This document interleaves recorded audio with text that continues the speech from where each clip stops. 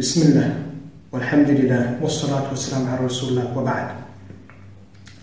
In this short series of videos, I'm going to basically summarize my longer video, Practical Self-Ruqya Part 1.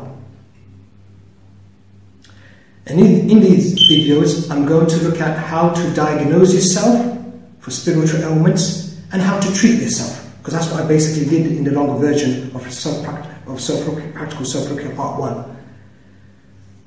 The first thing we need to know is we need to know what is a spiritual disease. Now, spiritual disease is unseen, I mean we can't see it with the naked eye. It's not physical, meaning we can't touch it. And the other thing is that it reacts to Ruqya, i.e. it produces physical symptoms with Ruqya. In short, there are four main spiritual diseases: sihr, ayn, jinn possession, and waswas conditioning or severe waswas. Now, we can diagnose spiritual diseases by Ruqya only. That's the only way we know that somebody is suffering from a spiritual disease, is by using Ruqya to diagnose the spiritual disease. That's the only way. And that's because we can't see them or we can't touch them, you see. But, however, by the mercy of Allah, they react to Ruqya. Physical diseases on the other hand, like cancer or diabetes, they don't react to Ruqya, okay? So we don't diagnose physical diseases via Ruqya. We diagnose physical diseases by speaking to medical doctors. Once we know that somebody has got a physical disease, then we can treat them with Ruqya. So we can treat physical diseases like cancer and diabetes with Ruqya, but we can't diagnose physical diseases with Ruqya. Now, there are two main things that affect Ruqya diagnosis for spiritual diseases. The first thing is sins. Meaning, if somebody's sinning, it may cause the Ruqya dua to be rejected by Allah subhanahu wa ta'ala. Because remember, Ruqya is basically a dua to Allah.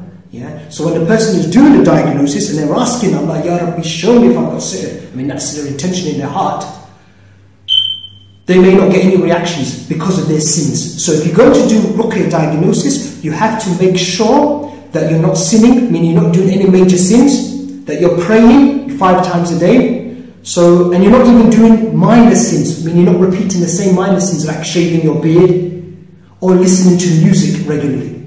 Because these are minor sins, but if you keep doing them, they become major sins. Okay? So a person must not be sinning if they want the Ruqya dua to be accepted by Allah. The other thing which affects Ruqya diagnosis is not beseeching Allah properly. So you find that some person, they do Ruqya, okay, they may not be sinning, but they don't really ask Allah subhanahu wa ta'ala in their heart. So you have to be really asking Allah. So you might find that some brothers, for instance, they don't believe they've got any jinn possession. So when you tell them to do jinn possession diagnosis, they do it, but they say, no, I didn't get any reactions. And then you ask them, did you really ask Allah, brother? And he will say, no, not really, because I don't believe that I've got anything. Okay? So that's why we've got a negative result, because he doesn't believe that he's got jinn possession, so he's not going to really ask Allah subhanahu wa ta'ala to show him anything. Another reason which could affect the diagnosis is, which is also related to not beseeching Allah properly, is that the patient, and this usually happens with sisters, they're too scared to find out that they've got jinn possession. So they don't really ask Allah subhanahu wa ta'ala when they do the Ruqya diagnosis. Okay? Okay, another point here which we need to mention before we actually look into the actually do diagnosis is we have to know and we have to realize that self-Ruqya is very easy. I mean, it's so easy, even children and you Muslims can do it.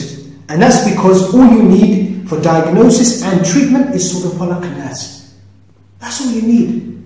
To diagnose yourself and to treat yourself, all you need is Surah Falaq and Nas. You don't need anything else.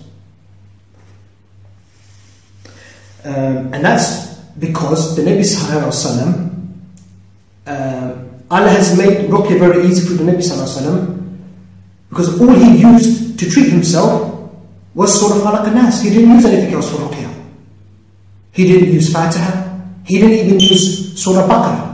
All he used was Surah Falaq and Nas. So that's really the real sunnah. Yes, you can use Fatiha, you can use Surah Baqarah, there's no problem if you want to use that. Okay, but nobody can ever complain or say that somebody's doing wrong if they just use Surah Falaq and Nas to treat themselves and to diagnose themselves. And in fact, that's what I only used. I only used Surah Falaq and Nas, and that's how I got cured, alhamdulillah. Another point here which is important to mention before we look into the diagnosis is that Ruqya is not dangerous. Ruqya is not dangerous. How can Ruqya be dangerous? It's just making dua, it's just dua through the Quran. Allah sent the Quran as a cure. He didn't send the Quran to cause any harm to us. So Ruqya can never be dangerous and harmful to us. If there are Muslims who are worried about doing diagnosis, Ruqya diagnosis, because they're worried about the Jinn manifesting and speaking, well, what we say to these Muslims is you shouldn't worry about that.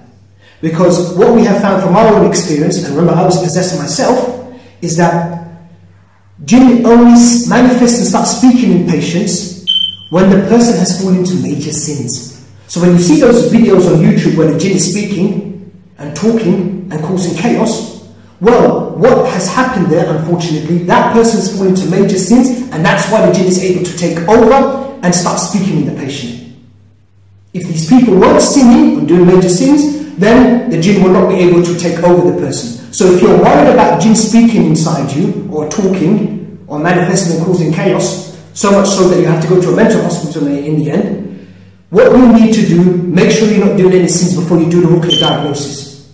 Okay? Now in the next video, we're going to look at sihr diagnosis. How to actually diagnose yourself with sihr.